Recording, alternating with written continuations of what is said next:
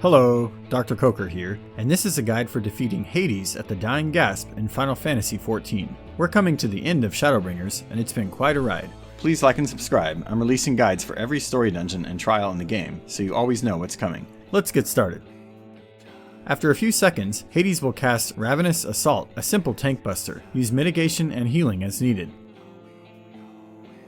Then you'll likely see Bad Faith, in which there will be a wall of purple spikes. Half will be facing one way and half the other. Just stand in a place where the spikes are not pointing towards you to avoid the hit.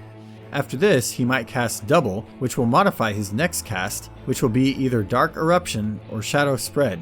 Dark Eruption will drop AoE circles under 5 players' feet and give those same 5 players spread apart markers. With Double Dark Eruption, the 5 players will each drop 2 AoE circles and still have a spread apart marker. Spread apart while avoiding the AoE on the ground. Shadow Spread will make a pizza pattern of conal AoE markers to avoid. Double Shadow Spread will cause this to happen twice, and the second set of markers will mark all the safe places from the first set. With Broken Faith, you will see pools of flame around the perimeter. Then glowing circles will fall onto them for heavy damage, and these circles will be larger than the flame pools. Just watch for where the first 1 or 2 are landing and avoid them. Then, after they strike, go stand in that spot to wait out all the others. At around 10% health, Hades will become invulnerable and a meter labeled Fervor of the Ancients will begin to fill. Waves of adds will spawn that need to be taken out quickly. During this add phase, there will occasionally be some AoEs to avoid and sometimes a stack marker to watch for so everyone can stack. It shouldn't be too difficult to finish off the adds before his meter reaches 100. If you fail to do so, everyone dies. Next, he becomes really big and ugly, and Phase 2 begins. In this phase, he often casts Titanomachy, which deals unavoidable damage to all players. Just heal through it. With Shadow Stream, a big dark red orb will appear in the boss's chest. Move to the side because it will blast a line through the center for heavy damage, and there is no marker. After this, he typically puts tank busters on both tanks. Just use mitigation and healing as needed. Later, you may see spread apart markers on 5 to 6 players, so just spread apart to avoid overlapping damage. With Echoes of the Lost, he will hold out one arm and everyone should get behind it. After a few seconds, he will swipe the floor with it, dealing heavy damage to anyone not behind it.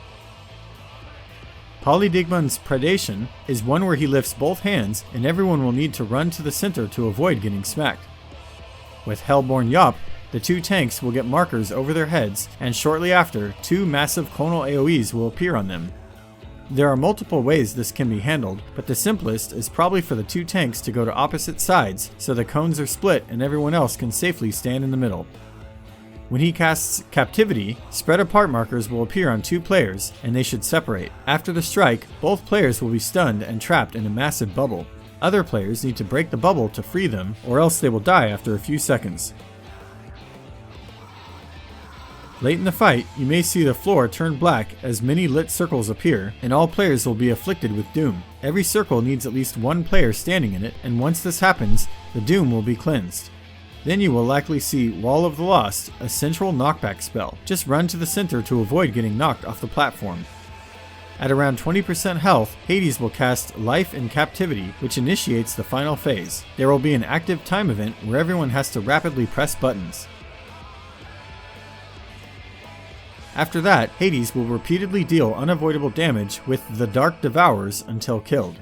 If the final phase drags too long, he will eventually cast Black Cauldron, which kills everyone.